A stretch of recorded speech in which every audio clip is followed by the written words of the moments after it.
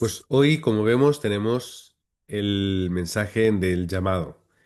Pero antes de ir al llamado, como hemos hecho un pequeño parón por la semana pasada, vamos a estar hablando en este tiempo, lo que es la introducción de este mensaje, sobre el mensaje primero de esa trilogía, que es el mandato celestial, y lo vamos a hacer recordando los puntos principales. Estuvimos hablando de que ese mandato celestial estaba hablando sobre Dios y su plan para todo el mundo.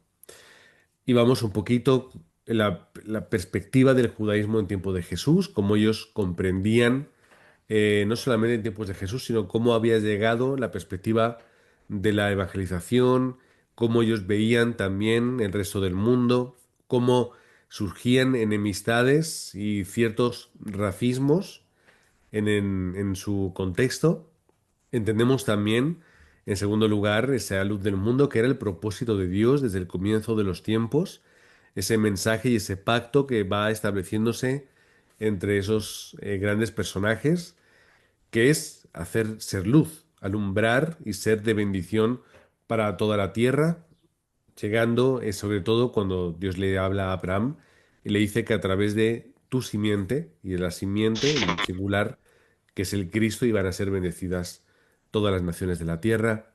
Vemos cómo hubo extranjeros en Israel que fueron bendecidos, que comprendieron el pacto y se integraron bien, en algunos casos, incluso a la vida del pacto, pero cómo pudieron ver, comprender y experimentar a Dios, cómo Dios quiere bendecir a las naciones, de qué forma, que es a través de la obra de Jesucristo, y al final, que es dar respuesta a Génesis 3 y Romanos también 3. En concreto, versículos 10 y 23 en adelante. Y nos encontramos al final con esa perspectiva, la perspectiva de que el mandato celestial es ese plan de Dios absoluto para todo el mundo. Y como es un plan absoluto, es un plan de Dios, es en el que nosotros también estamos. Estamos porque primero hemos sido bendecidos por ese plan y en segundo lugar también nosotros como sus hijos y discípulos de Cristo también estamos en ese plan como protagonistas. Así que si alguna vez tenemos que pensar a qué dedicar nuestra vida, pues ya sabemos a qué tenemos que dedicar nuestra vida. Si tenemos que enfocarla a algún lado, ya sabemos dónde enfocarla. Si tenemos que tomar determinaciones, ya sabemos hacia dónde tienen que mirar esas determinaciones, que es al mandato celestial. Pero vamos a hablar hoy de el llamado. Yo sé que los términos pueden parecer similares, pero el valor está en ese matiz que los diferencia. Lo vamos a ver ahora después. Hechos 9 del 10 al 19, lo podemos leer todos juntos, lo tenemos aquí en pantalla. Había entonces en Damasco un discípulo llamado Ananías, a quien el Señor dijo en visión, Ananías, y él respondió, heme aquí, Señor. Y el Señor le dijo, levántate y ve a la calle que se llama derecha, y busca en casa de Judas a uno llamado Saulo, de Tarso, porque he aquí, él ora. Y ha visto en visión a un varón llamado Ananías, que entra y le pone las manos encima para que recobre la vista. Entonces Ananías respondió, Señor, he oído de muchos acerca de este hombre, cuántos males ha hecho a tus santos en Jerusalén, y aun aquí tiene autoridad de los principales sacerdotes para prender a todos los que invocan tu nombre. El Señor le dijo, Ve porque instrumento escogido me es este, para llevar mi nombre en presencia de los gentiles y de reyes y de los hijos de Israel, porque yo le mostraré cuánto le es necesario padecer por mi nombre.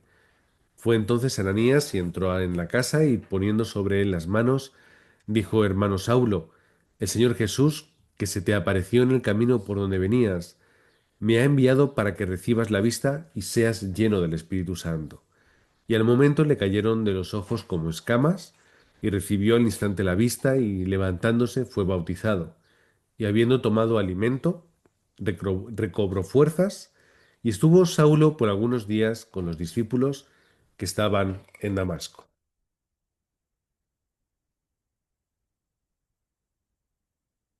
Amén. Pues vemos en estos versículos eh, donde recibe el llamado Pablo. Pablo, Saulo de Tarso, como se le menciona en este tiempo, era una persona que, como dice Ananías, era un perseguidor de los cristianos, pero Dios tenía un plan, Dios tenía un llamado particular para él. ¿Cuál es el llamado? Pues llevar el nombre de Dios en presencia de los gentiles, reyes y de los hijos de Israel. Había un plan concreto. Dios quería utilizarle como ese instrumento escogido. Tenía ya ese propósito que ya entendemos en el resto del libro de Hechos y de sus cartas, qué es lo que Dios quería hacer con él. Pablo, al igual que Ananías, tenía el mismo mandato celestial. Hay que hacer la evangelización del mundo. Pero cada uno tiene un llamado particular. Es decir, dentro de, dentro de todo el plan de Dios, ¿cuál es mi lugar? Eso es lo que nosotros entendemos por el llamado. ¿Cuál es mi lugar particular? ¿Cómo yo voy a hacer la evangelización del mundo en particular? Todos vamos hacia el mismo lugar, pero cada uno toma un carril y un itinerario diferente. Así que ahí vamos a entrar con ese segundo mensaje o segundo punto, que es el llamado. Dios y su plan concreto para mí. En primer lugar, vemos que Dios tiene un plan para mi vida y Dios tiene un plan para vuestra vida. Dios quiere que vosotros seáis discípulos. Es decir, esa es la identidad que vosotros tenéis. Sois discípulos. Y Dios, a sus discípulos, ¿qué les dice? En primer lugar, vemos Mateo 9:9. Entonces Jesús dijo a sus discípulos, si alguno quiere venir en pos de mí, niéguese a sí mismo y tome su cruz y sígame. Perdón, me he adelantado. En Mateo 9:9 encontramos ese sígueme. ¿Cuándo se lo dice? O sea, ¿a quién se lo dice? Se lo dice a Mateo. Mateo, que estaba ahí como recaudador de impuestos, se acerca a Jesús y le dice, oye, Leví, ven, sígueme. Era el otro nombre por el que es conocido Mateo. Y Mateo deja todo lo que estaba haciendo y le sigue. El dinero, su posición, su economía, su seguridad con Roma, todo lo deja para seguir a Cristo. ¿Por qué? Tenía ese corazón y ese llamado de discípulo. Después llega el versículo que acabamos de leer. Cualquiera que quiera seguirme, quiera estar conmigo, tiene que tomar su cruz. Es decir, tienes que tomar tu cruz, tienes que morir tú mismo, tienes que dejar y despojarte de todo lo que llevas para poder estar conmigo, para poder seguirme, para poder ser ese instrumento. Toma tu cruz. Y después sí que es cierto que le dice, y sígueme. También Dios nos hace otro llamado. ¿Cuál es ese llamado? En tercer lugar, Lucas capítulo 10, versículo 3, cuando Jesús envía a sus discípulos, les envía, según él dice, os envío como ovejas en medio de lobos. Nos llama ovejas en medio de lobos, en medio de dificultades, en medio de problemas, en medio de persecuciones, en medio de rechazo. Y vosotros estáis en esas circunstancias. Y lo sabéis, lo experimentáis, lo vivís. Veis los lobos, los intuís, los escucháis y los sentís. Pero eso no quiere decir que Dios no esté con vosotros. Y esta es la gran gracia que nosotros tenemos. Que Dios nos envía como ovejas en medio de lomos, pero con toda la protección del tono celestial. Y finalmente, vemos en Romanos 8:37 que Dios nos hace ¿qué? Más que vencedores. Y esta gracia es absoluta. Dios nos ha hecho más que vencedores. Por lo tanto, somos llamados, sí somos llamados. ¿Para qué? Para obrar dentro de su plan, en un lugar, de una forma concreta. ¿Y qué es lo que tengo que hacer? Tomar la determinación de seguir, despojarme de lo que llevo y tomar mi cruz. entrar dentro de ese campo, que es como estar en medio de lobos, pero tener la certeza y la seguridad final de que yo soy más que vencedor.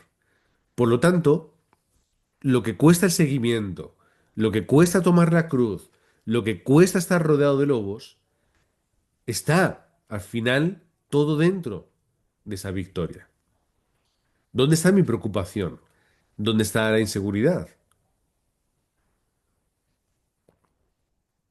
Todo está dentro de Cristo. Y Lucas capítulo 10 es un capítulo importante porque nos habla de la necesidad de entrar a veces en esos campos tan difíciles, sin nada, sin nadie, pero recibiendo toda respuesta por parte de Dios. Así que en primer lugar, Dios nos llama como discípulos a ser imitadores de Cristo, no en cuanto a su perfección, que es inigualable, sí en cuanto a su corazón. Por eso tantas veces nos encontramos que el amor que Cristo nos exige es el amor que toma similitud con el que Él ha demostrado. Es decir, amad tal y como yo os he amado. Amaos los unos a los otros como yo os he amado. Juan también lo explica. De esta forma podemos amarnos porque tenemos el amor de Cristo en nosotros. ¿Cuál es el amor de Cristo? El amor de aquel que da su vida por nosotros. ¿Cuál es la cruz de Cristo?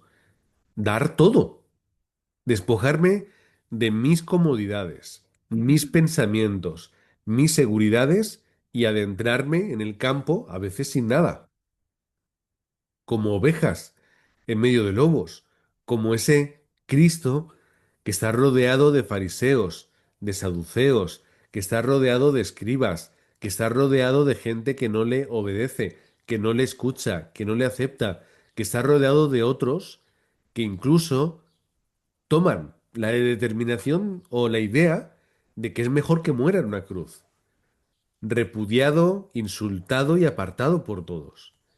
Pero al final, la obra de victoria es absoluta.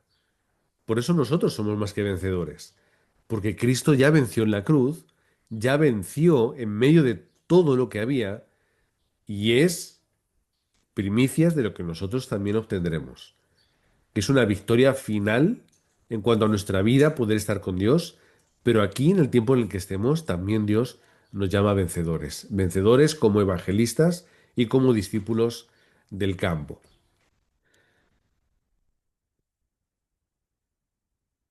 Ahora vamos a ver un poquito a Pablo. Hemos empezado leyendo sobre él, el momento de, bueno, sí, digamos que de su conversión,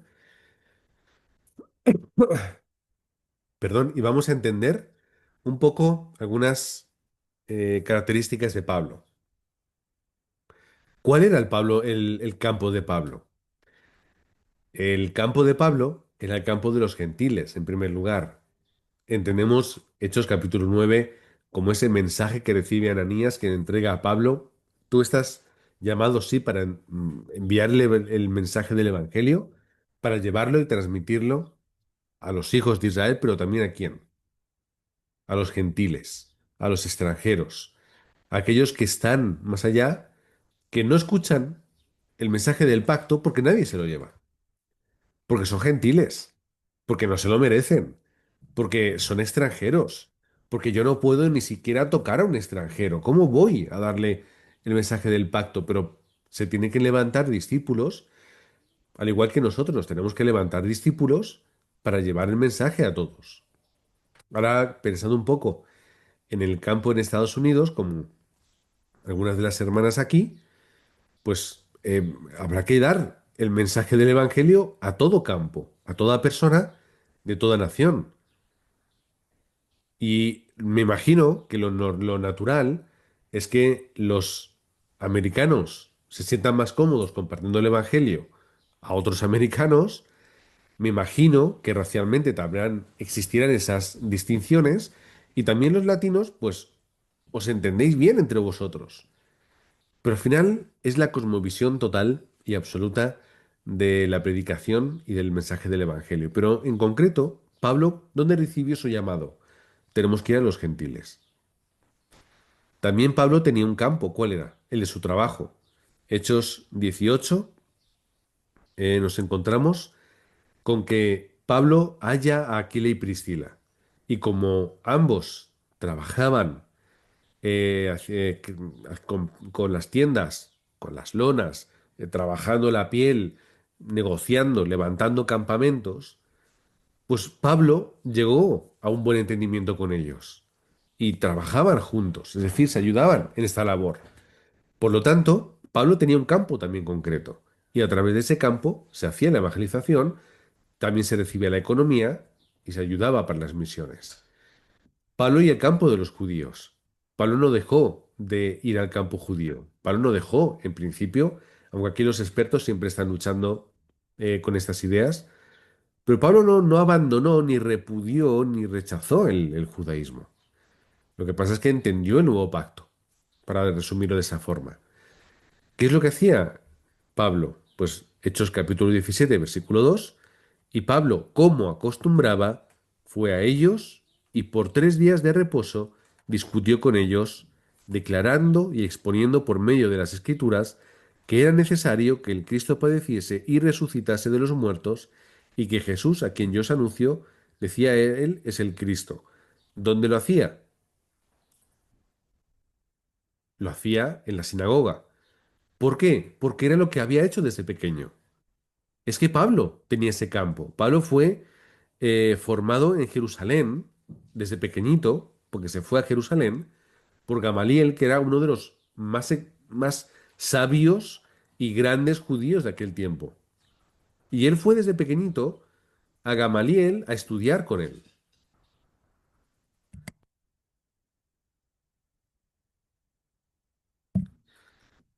Así que tenía ese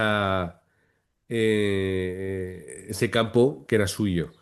Además, Pablo no solamente se formó desde jovencito, sino que además, cuando él creció, entró dentro de los fariseos, se unió un poco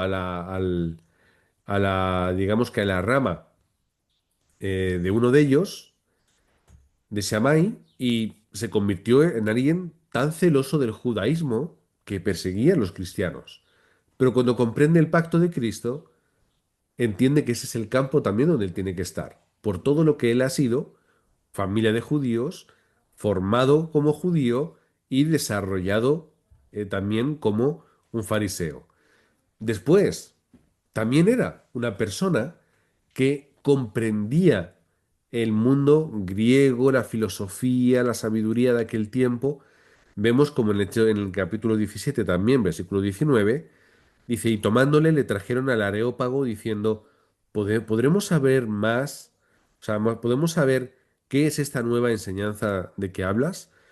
El Areópago, el lugar de Atenas, un lugar donde iban los sabios, los filósofos, a hablar, daban sus discursos, dialogaban. Y él podía hacerlo. ¿Por qué podía hacerlo? Porque él se había preparado de esa forma. ¿Dónde? En su ciudad natal, Tarso, un lugar donde había una escuela muy importante de filosofía. Vivía y comprendía este campo. También el campo de Roma. ¿Por qué comprendía a Roma? ¿Por qué tenía facilidad? ¿Por qué quería ir a Roma? ¿Por qué podía ir a Roma con facilidad también? Hechos 22-28. Y respondió el tribuno, yo con una gran suma adquirí esta ciudadanía. Entonces Pablo dijo, pero yo lo soy de nacimiento. Por nacimiento quiere decir que su padre tenía nacionalidad romana. De alguna forma, pues la podría haber comprado o la habría adquirido de alguna forma. Normalmente no era nada fácil adquirirlas y podía costar mucho dinero, como decía el propio tribuno. Pero Pablo tenía ese campo. Tengo esta ciudadanía y de hecho hubo un momento en el que vamos a leer ahora después que le vino muy bien. Porque si vemos en Hechos 23-16, Pablo tenía un sobrino que ese sobrino, el hijo de su hermana, le chivó, le dijo, oye, están planeando matarte. Entonces, él, de alguna forma, pudo esquivar esa amenaza de muerte Pero cuando querían matarle de una forma judicial, él dijo, esperad que soy ciudadano romano. Entonces, él dijo, yo voy a utilizar mi derecho de ir a ver al Roma y apelar a él. Y como tenía ese derecho, fue a Roma. ¿Qué es lo que Dios quería? Pablo, me es necesario que vayas a Roma. Tienes que hablar ante el César. Todo formaba parte del plan de Dios. Y Dios utilizaba el campo concreto que tenía Pablo. Y luego también el campo de la familia, vemos su sobrino como la ayuda, y también Romanos 16:7, que menciona a Andrónico y Junias, familiares de Pablo en el Evangelio. Ahora, todo esto que hemos hablado un poco sobre el campo de Pablo, tenemos que aplicarlo en nuestra vida. ¿Cuál es mi campo? ¿Qué es lo que Dios me ha dado? ¿Cuál es mi nacionalidad? ¿Cuáles son mis atributos? ¿Cuál es mi formación? ¿Qué personas tengo alrededor? ¿Dónde vivo? ¿Dónde trabajo? Tengo que hacer yo también un poco esa biografía, por así decirlo, y encontrar dónde yo puedo impactar, aparte de cualquier persona con la que yo me encuentre. Si vemos, también podemos ver a Aquila y Priscila. Lo vamos a hacer un poco más rápido. ¿Quiénes eran Aquila y Priscila? Dice que son naturales del Ponto, una provincia romana que tenía su importancia. eh, y además, si recordamos en Hechos capítulo 2 versículo 9 se mencionan las nacionalidades que habían escuchado el mensaje del Evangelio cuando reciben esa llenura del Espíritu Santo, con las lenguas en la cabeza, Pentecostés, ya conocemos, y entre esas naciones, 15 naciones o 15 regiones, se menciona también el Ponto. También es aquellos donde Primera de Pedro es enviada, la primera carta de Pedro es enviada. Entre ellos están los de el Ponto. El caso es que eran judíos y seguidores de Cristo, eran empresarios, eran también, como hemos mencionado antes, levantaban tiendas de campaña, hacían campamentos, eran artesanos porque trabajaban con las lonas, las pieles, las maderas, todo. Tenían que negociar, traer, exportar, importar, todo lo que ya nos podemos imaginar, pero que, yendo del Ponto, quisieron ir a Roma para mejorar, entendemos, su negocio. Imaginad que la capital del gran imperio del mundo, pues sería un gran lugar para poder tener tu negocio. Pero son expulsados por la persecución de, eh, no recuerdo, creo que era el emperador Claudio, pero no importa. En esa expulsión, ellos se encuentran en Corinto y es donde se encuentran con Pablo. Y no solamente se encuentran con Pablo, sino que además le reciben en su casa durante 18 meses. Le hospedan y como dice Primera de Corintios 2:3, en un momento en el que Pablo estaba muy débil, física y anímicamente. Le reciben, le hospedan, le ayudan, le soportan, le dan fuerza para poder hacer la evangelización en aquella ciudad. Y ahí es donde empieza la evangelización de Aquila y Priscila, apoyando y levantando esa casa de misión en Corinto. Pablo, viendo lo importantes y lo útiles que eran Aquila y Priscila, o como se les suele mencionar más veces, Priscila y Aquila, los llama y los dice, oye, venid conmigo a Éfeso. Y se los lleva a Éfeso y los deja predicando el Evangelio, edificando, como hemos puesto en la diapositiva. Y ellos empiezan a edificar la iglesia que está en Éfeso, encontrándose, por ejemplo, con Apolos y ayudándole a entender de una forma más completa el Evangelio. El gran Apolos, el gran predicador. Y después de eso, cuando se levanta la persecución en Roma, vuelven a Roma y lideran en Roma una casa de misión. Vemos el capítulo 16 de Romanos. Y después de esto, vuelven en su última carta escrita por Pablo, en segunda de Corintios, de Timoteo 4:19, menciona a Timoteo y a Aquila y Priscila que están con él, co-liderando, copastoreando la iglesia que ellos habían ya ayudado anteriormente a levantar que estaba en Éfeso. ¿Por qué mencionamos todos estos datos? Porque es el plan que Dios tenía concreto para Aquila y Priscila, al igual que lo tenía con Pablo. Es el campo concreto para Priscila y Aquila, a través de su profesión, a través de su ciudadanía, y viendo cómo tienen que ir a un lugar, tienen que ir a otro, aquí, vuelven, otra vez están en Éfeso, ¿para qué? Para hacer la evangelización del mundo. ¿Qué es lo que ellos hacen? Pues lo que hemos mencionado antes. Sígueme. Yo te sigo, Dios. Yo voy hacia donde tú me dices. Toma tu cruz. Yo la tomo. Me da igual donde esté. Si tengo que ir a Éfeso, a Éfeso. Si tengo que quedarme en Corinto, en Corinto. Si tengo que ir a Roma, a Roma. Si tengo después que volver otra vez a Éfeso, voy a Éfeso. Porque yo llevo la cruz de Cristo. No soy yo, ni mi pensamiento, ni mi comodidad, ni mi seguridad, ni mi apetencia. Es lo que Dios quiere. Ya, pero es que hay peligros, hay dificultades, es que viajar es difícil. Me da igual, yo voy como una oveja en medio de lobos. ¿Por qué? Soy un discípulo, es mi identidad. He recibido el llamado y yo sé que voy a encontrar la victoria en el campo. Aquila y Priscila. O Pablo, victoria en el campo. ¿Por qué? Porque son discípulos. El discípulo encuentra victoria en el campo. El que no es discípulo no puede encontrar victoria en el campo. El que es discípulo entiende lo que es espiritual. El que no es discípulo solamente mira lo que es físico y lo que es material. El que es discípulo entrega su vida. El que no es discípulo no entrega, entrega lo que le es cómodo y lo que le sobra. El que es discípulo entiende el llamado y va a hacer la evangelización del mundo. El que no es discípulo no entiende su llamado, o si lo entiende, no va a hacer la evangelización del mundo, va a hacer lo que es de uno. Aquila y Priscila, Priscila y Aquila, un matrimonio para la evangelización del mundo. En cuarto lugar, cuarto y último lugar, mi campo. Tenemos que pensar en esto. Y estos son un poco los deberes con los que yo os dejo esta semana ya. ¿Cuál es vuestro campo? En cuatro ideas. ¿Qué es lo que Dios te ha dado? Te ha dado un talento, una habilidad, un trabajo, una capacidad, una forma de ser, una característica. ¿Qué es lo que Dios te ha dado?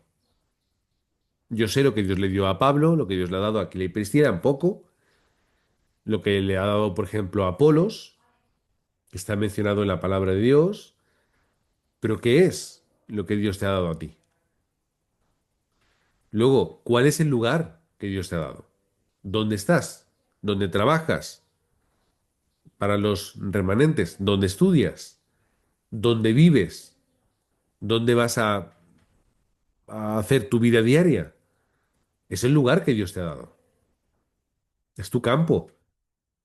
Aquila y Priscila tenían Roma, tienen el Ponto, luego Roma, Corinto, Éfeso, Roma, otra vez Éfeso. Pablo iba viajando, pero luego estaban los que eran, pues, abrid vuestras Biblias y veréis las cartas de Pablo. Unos en Éfeso, otros en Corinto, otros en Tesalónica, otros en Colosas. ¿Cuál es el lugar que Dios te ha dado? Luego, en tercer lugar, a los que Dios te ha dado. Es decir, compañeros de trabajo, familiares, amigos, miembros de iglesia, vecinos, al panadero que le compró pan, me da igual, a quién Dios te ha dado, a los que tú tienes alrededor, con los que tú tienes algún tipo de relación, aunque sea mínima. Pero esa es la gente que Dios te ha dado. Y luego, en cuarto lugar, ¿cuáles son las circunstancias que Dios te ha dado? ¿Dónde estás? ¿Por qué estás pasando? ¿Qué están pasando los que tienes alrededor? ¿Problemas? ¿No problemas? ¿Circunstancias? Pensemos en esto. Pensemos en esto. Lo que Dios te ha dado, el lugar que Dios te ha dado, a quienes Dios te ha dado y las circunstancias que Dios te ha dado. Medita en esto. Si tienes que escribirlo, escríbelo. Toma un papel un bolígrafo y redacta, anota, haz un esquema, pero eso es tu campo. Entonces, dentro de todo el mundo, de todas las naciones, 237 o el número que sea, dentro de los millones y miles de millones de personas que somos, que ya no sé por qué número vamos, que es el llamado celestial, que es el propósito de Dios, es llegar a todo ese sitio, concretamente Dios te ha dado esto, a ti. Es decir, Dios te ha llamado a este lugar, en estas circunstancias, para estas personas, con eso que Dios te ha entregado. O sea que vamos de lo general a lo concreto, a lo personal. Y todo esto que estamos haciendo, que tenemos que hacer como deberes, tenemos que renovarlo cada tiempo. Tenemos que renovarlo y restaurarlo. Porque encontraré más cosas que Dios me ha dado. Alcanzaré otros lugares. Conoceré otras personas. Las circunstancias van a ir cambiando y van a ir modificándose con el tiempo. Y lo iré renovando todo esto, toda esa lista, ese dibujo que yo tengo que hacer. Pero lo que no puedo renovar y cambiar, ¿qué es? Es el plan de Dios para mi vida. Si Dios me llama como discípulo, pues soy un discípulo. Seré un discípulo más torpe o menos torpe, más comprometido o menos comprometido, pero soy discípulo. Y si veo que no llego al estándar, que hace un momento lo hemos mencionado un poco, pues ya tengo título de oración para orar. Señor, no llego aquí, no llego a esto, no alcanzo lo otro, no puedo por aquí. Orad y preparad vuestra vida espiritual para que lleguéis. Y sea cual sea vuestro campo, entended el llamado personal y particular de Dios para él. De la misma forma que Pablo fue llamado por Dios, vosotros habéis sido llamados por Dios. Yo no necesito ver una visión de Cristo, una luz cegadora, que me caiga, no tengo burro, pero que me caiga del coche cuando esté manejando y que mis ojos sean tapados. Yo no necesito eso. Yo ya tengo la palabra de Dios, yo entiendo lo que me dice Dios a través de su palabra y por lo tanto, Él que me habla a través de su palabra, yo obedezco en ella. O esperamos que pase algo así, que llegue una visión del cielo en nuestro aposento y nos levante del sofá, nos tome de la pechera y nos diga, Dios, tienes que ser un discípulo, tienes que hacer la evangelización, tienes que ir aquí, aquí, allí, toma, te dejo un manual para que la hagas. No hace falta que llegue eso. Dios tiene un mandato celestial para todos, un plan general, pero Dios quiere que tú te concentres en lo que es tuyo. Y si cada discípulo nos concentramos en lo que es nuestro, entonces podremos hacer la evangelización. ¿Y cómo empezamos? Por supuesto, de una forma, aparte de lo que ya hemos mencionado, una idea práctica. Piensa en el lugar que tú estás, en tu región, cuántos creyentes hay, cuántos cristianos hay. Pues reúnelos un día a la semana, os reunís y oráis por ese lugar. Yo es que soy de otra iglesia, no importa. Yo es que soy de otra denominación, no importa. Nos reunimos y oramos. Y cuando vengan personas nuevas, les ayudamos y les explicamos el Evangelio. Y les vamos dando mensajes del Evangelio. En este grupo hemos dado las cartas del Evangelio, que son 10 lecciones. Ahí tenéis ese material. Si lo queréis por escrito, pues lo podemos facilitar o podemos ayudar. Pero ahí tenéis el material. 10 lecciones para ayudar a una persona a ir entendiendo y creciendo dentro del Evangelio. Y poco a poco se van levantando estas personas. Y algunas lo entenderán, otras no tanto, pero la palabra se va predicando.